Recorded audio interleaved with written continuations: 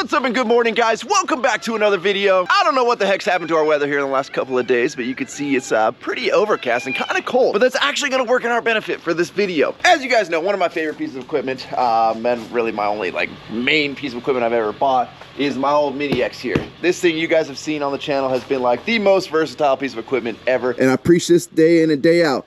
Don't ever get a Mini X without a thumb right there. That thing just like changes the game of Mini X. But there's a couple of things this thing falls short on. Even if you put a 24-inch bucket on it, you're not moving a whole lot of dirt very quickly. And you guys know, I am in the market for a farm tractor. I've talked to a couple dealerships. One said it's a 2-year wait. One said it's a 4-month wait. So I'm not exactly sure, you know, every market is crazy right now. We all know that. So I don't know when I'm gonna get a farm tractor anytime soon. And well, I've got acres and acres and acres and acres and acres of stuff that needs to get mowed. I mean, you can see, take you back out here where Papa Rhino was using James's 0-turn mower and mowed the field, and well, it used to look like this. Then he mowed it down, but you can see in this front section right here, like, it's starting to grow back. And then we've got areas like this where it's all like super detailed. Like, you're not gonna get the 0-turn up in here around this tree. It's up on a hillside. There's sprinklers in the way, especially right here. Like, we got a fence, so like you got to be able to get up and over that fence, which means you're doing a lot of weed whacking by hand.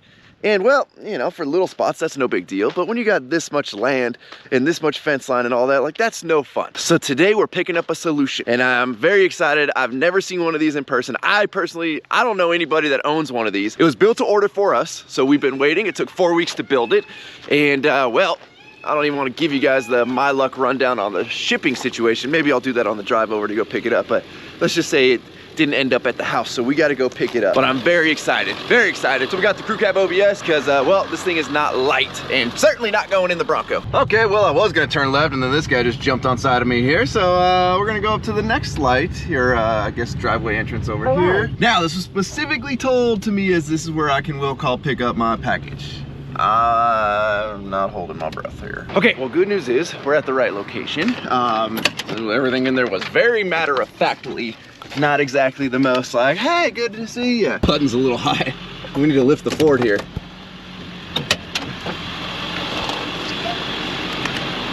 Well, we have pushed the button. We're getting no service. I see it though. I see it. It's right there. Can you see it? It's on that forklift right there. Now if only the gate will open. Oh, gate's opening, guys. The gate is opening. I don't know where we're supposed to go.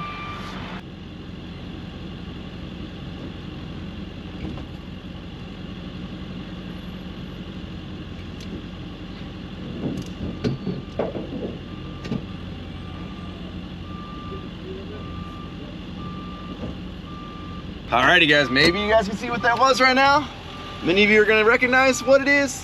Some of you may not. Now, unfortunately, I don't get to play with it right now.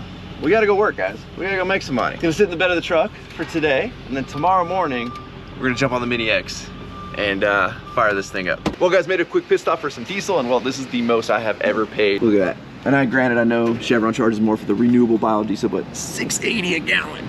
$80 for just under 12 gallons. I mean, I think that's all we're gonna put in this thing for right now. So get me through the day till I get closer to home where diesel's like 40 cents cheaper, but jeez, guys. Alrighty, y'all, we are gearing up here, getting ready for some action. Pumping some old diesel at you know, $6.80 a gallon into the Mini X. Oh, got a little wild there, got a little wild. Okay, so while the Mini X gets warmed up there, let's show you guys what we got. I am so excited. This is my first ever attachment I have purchased, and I think it's gonna be a huge help over here at Rhino Ranch. But first, let's say hi to the baby goat. Come say hi to everybody on the YouTubes. What's up, girls? How are you? Hello, hello, hello. Good to see you, good to see you. Bubbles, it's okay, you can be lazy back there, buddy. Alrighty guys, so as you guys know, again, we've got tons of brush out here. It's a pain in the butt. You got to use weed whackers or lawn mowers or a brush cutter on a skid steer or on a farm tractor, none of which I own other than weed whackers. So I came across a post a while back of a weed whacker attachment that mounts on a mini excavator. And I was like, mind blown. This thing is so sick. Can you imagine doing a bunch of weed whacking from the comfort of an enclosed cab with air conditioning, heater, and a radio? Like, that sounds super, super cool. So I actually sought out to purchase one of those, and it's like a $3,700 weed whacker attachment. To which I'm like, you know, it beats being out there in a weed whacker. It's expensive, but it beats weed whacking by hand, getting covered in all the crap and the dust and the dirt and whatever. So I called up the guys over at Skid Steer Solutions who sell it. And the guy's like, man, it's kind of a glorified weed whacker. And I'm like, I know, that sounds cool. And he's like, nah, I don't think that's exactly what you want. But we do have brush cutters that attach to mini excavators. And I'm like, okay, that sounds cool. I was also kind of looking at that option. So I told him what size of mini X I had, and he's like, oh man, like you're on the smaller side of mini X's. And that is true.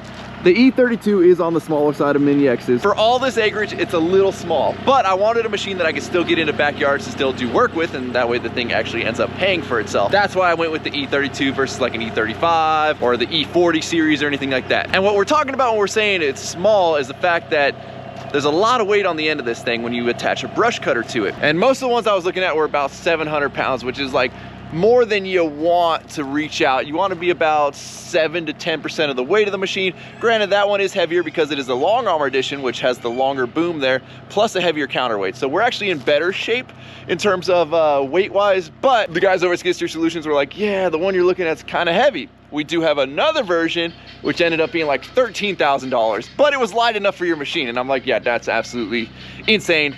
Way too much money. But the cool thing about the guys over at Skid Steer Solutions, and I give them a ton of credit for this, is basically they said, we don't think we have what you want, other than spending an absurd amount of money, which you probably shouldn't do either. And I always appreciate honest businesses like that. So while I was on the phone with them, I was Googling around and actually found a company called Rut Manufacturing. And you'll see right there, Rut Manufacturing. And well, after a quick phone call with them, they had not only a smaller sized Mini X brush cutter, but the thing actually weighs like 550 so odd pounds. Still pretty heavy, but I think it's gonna end up working out right for my size of mini excavator. And the cool thing about a brush cutter like this on a Mini X instead of on like a skid steer or something is you can actually reach out over and you can brush cut in, around, whatever.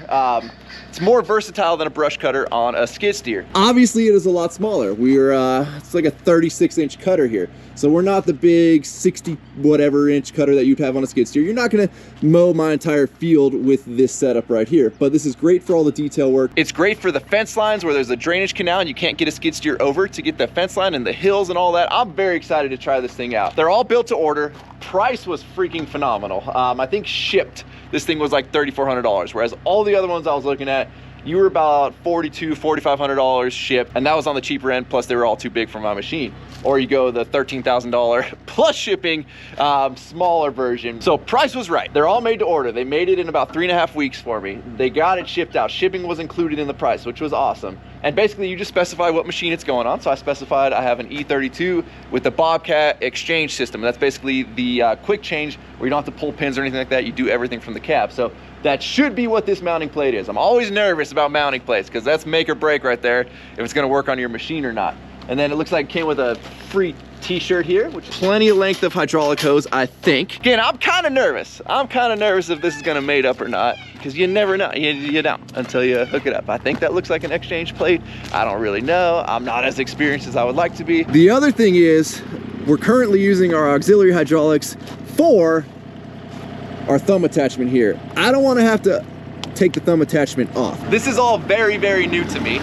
But let's jump in the Mini X here, let's get her unloaded off the truck and see what happens. Great, so first things first, we gotta set the bucket down and disconnect it, and this is where the exchange plate comes in. So right here, you just press this button right there, and it basically unlocks the pin that holds the bucket on.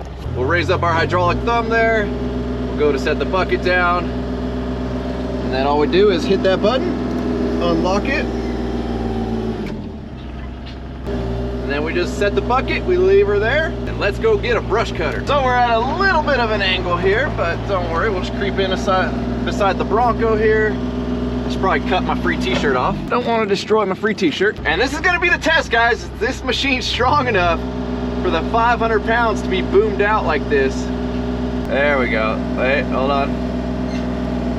There we go. All right, guys, we are locked on now.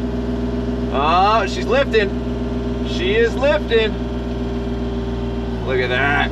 Look at that. All right, I don't want to get too crazy over my truck just in case something's weird and we're not fully locked on. We got a wheelie over there taking a nice dirt bath. Let's do an important test before we even get this thing hooked up. And that is, let's see how far out we can boom with it. Again, this thing weighs 550, 560 pounds.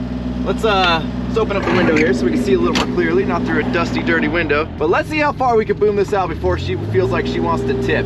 Because the further we can reach out, the more useful and the more versatile this thing's gonna be. And so far, I mean, that's fully boomed out.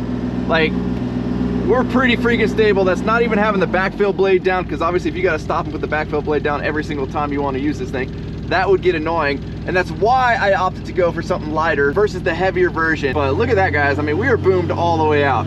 I take it most of my work's going to happen about this range, not way out here. But it is good to know we can reach. And then if you put the backfill blade down, I mean, you got full control at that point. I mean, look at that. This thing's gonna be so sick. Let's see what happens here when we disconnect the hydraulics for the thumb. All right, hydraulic hose 1 disconnected. Let's go for hose number 2. We're just gonna leave the thumb. We'll just get the hoses tied up out of the way here. We'll figure that out in a second. Let's get these new hoses. This thing's got a little block on it. You know, I'm not gonna pretend like I know the most about hydraulics and equipment. They also have this block in here. I don't know if you guys can see that. I don't know exactly what that does. I'm sure there's great reasoning behind that block. So far, so good, guys. Let's get you on there.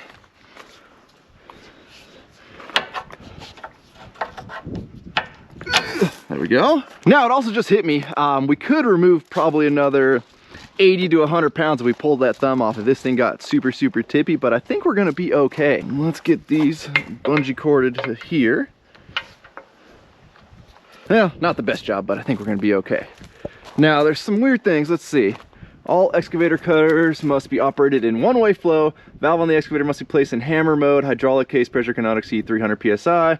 I don't know how you deal with any of the 300 psi, but I think we're okay. Place it in hammer mode. I don't really know. Go into the settings here.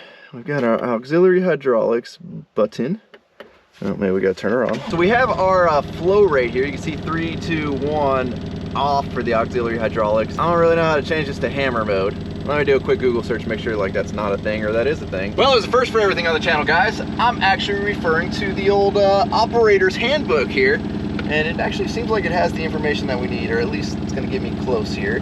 So we're in the hydraulics control function. Now I'm a little nervous, guys, because one of these hydraulic ways spins it one way, one spins it the other way. It's only meant to spin one way. I don't know what happens if we accidentally spin it the other way. So if we flip our little wheel on the joystick here to the left, it feeds the male hydraulic coupling. I don't know if we're gonna damage anything if we spin it the wrong way. You know, maybe this block in here prevents that, or it doesn't really matter. I'm a little nervous to pull the trigger on this thing and see what happens. James is on his way over though. I'm gonna see if he's got some more insight to this than I do. But while we wait, let's get a closer look at this bad boy. So these are her blades. Now, I'm not well versed in like the brush cutter world, but I'm like, huh, don't you think that should be a little bit sharper? That's like a full 1/8 inch right there. But I talked to James yesterday and he's like, no, that's pretty much how brush cutters are. They aren't super sharp. Granted, we're not going through like heavy wood and sticks and all that stuff. Most of the stuff we're gonna be cutting is like lighter stuff like this, and then you'll see when we get out to the road, there's a little bit heavier stuff, so maybe we end up sharpening those. Maybe that's a horrible idea. We'll leave it as is right now and test it, and it might just work just fine. But one of the cool things about a brush cutter on a mini excavator is already, look, like we could technically brush cut at that angle right there that you see. We can get up on hillsides. We can, you know, you want to hog out the side of a tree, you can do it with that, versus like a skid steer brush cutter, you're kind of limited. Again, you're not gonna mow a field with this. This is for a lot of detail work and a lot of hard to reach places, but I think it's something that's gonna be really cool to have. There is one downside though, and this is the only thing that like I didn't even really think about until I placed the order. Mini excavators don't have a ton of hydraulic flow. Like there's not a lot of available hydraulic flow. So whether you're using it to move, because the tracks are hydraulically controlled as well, you're using it to spin your cab, or you're using it to run your attachment or move your boom, all of that stuff taxes heavy on your hydraulic system. So as much as I wish this was a thing, you unfortunately cannot track, AKA move, and brush cut at the same time. So basically you kind of have to track to where you want to go, stop moving, use your brush cutter. You can obviously move the cab and all that, but the tracks take a lot of hydraulic flow. So you can't just like set your brush cutter and then just drive the Mini X and then brush cut a path out in front of you as you're driving. At least that's what I've been told. Maybe you can, but I don't think that's gonna end up happening. Ideally, I would have my big farm tractor, and on the back they have those like boom brush cutters, and you can like drive down the side of your road while this thing's boomed out, you know, get in your drainage ditch as you drive. And trust me, in due time we will have equipment like that, but for now we work with what we got, and I'm pretty stoked on that setup right there. Alrighty guys, James is pulling up. All right James, I have waited for you before pulling the trigger. I mean, the worst that happens, if they are not hooked up right, it's just gonna spin the other way. That's what I figured. And then you just flip-flop them. Okay. You want to spin her up? It's all you. We let him do it, he'll do it. You want to do it? No. He's the pro. We're gonna try spinning that way on the joystick. Well, pick it back up real quick. It's not gonna fling off and hit me. I'm not nervous about it. Just feather into it. It'll go slow. It won't do like a full speed until you like put that toggle switch all the way.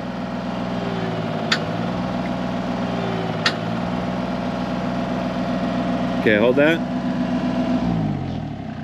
So yeah, that's spinning the right way. There you go. Hey, there it is. Yeah. Oh yeah, that's the right way. Right? Yeah, Okay. yeah, we're good. Let's see what she sounds like full throttle. Hey, get back.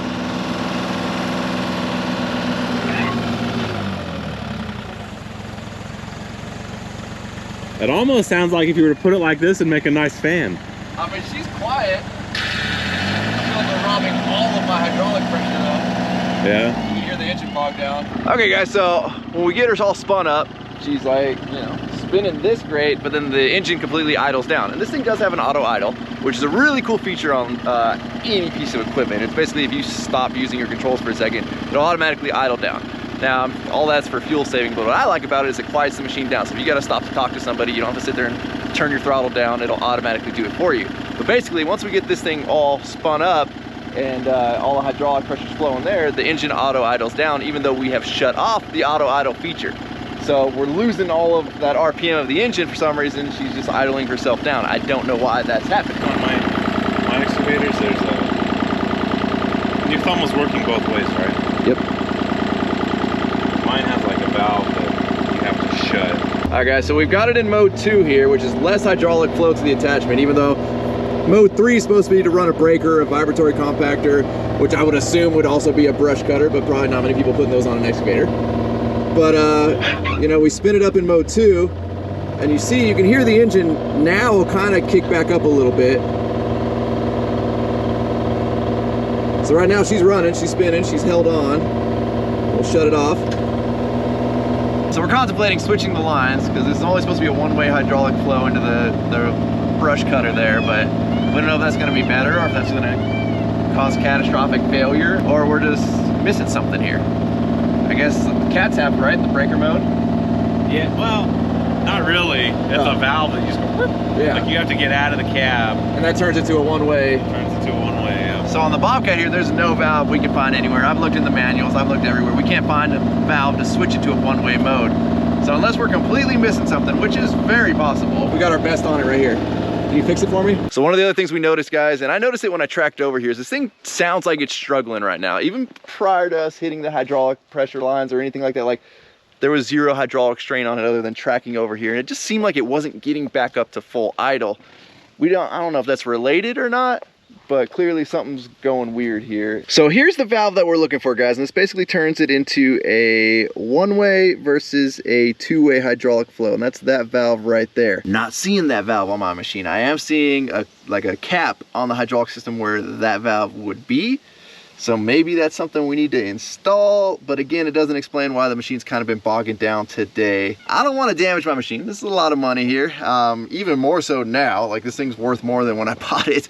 So my goal is to not damage this thing. I'm waiting to hear back from some heavy equipment mechanic out there. I put out an APB on Instagram, so hopefully one of you guys reaches out, and we'll see what happens. Hopefully somebody's got a better idea than I do. I don't know, guys. I hope we didn't just completely destroy something. Now when I go to track, check this out. Like, she almost bogs all the way out. Nothing else is running. There's no other hydraulics running or anything like that. She's fully throttled up. Auto idle is turned off, but she doesn't even want to track. Like, I just barely have to ease on it. But if I go full track, she'll bog all the way down and then come back. Or Mini X, something's wrong with her. I need a doctor. Is there any doctors out there? This isn't good. Like, she's not throwing any codes. Nothing weird seems to be going on. Like, I don't know what the heck's happening. I hope we didn't damage anything, because this is worse than it was. It was already bogging down a little bit, but now that I'm trying to track back to the house here, it's definitely bogging down a lot more. I mean, it'll almost completely, see if we can get it to stall out. It won't stall out though. I mean, I'm full throttle right now, or full forward with the tracks. This is super weird, guys. I don't like this. I don't like this one bit. This just feels expensive. Damn.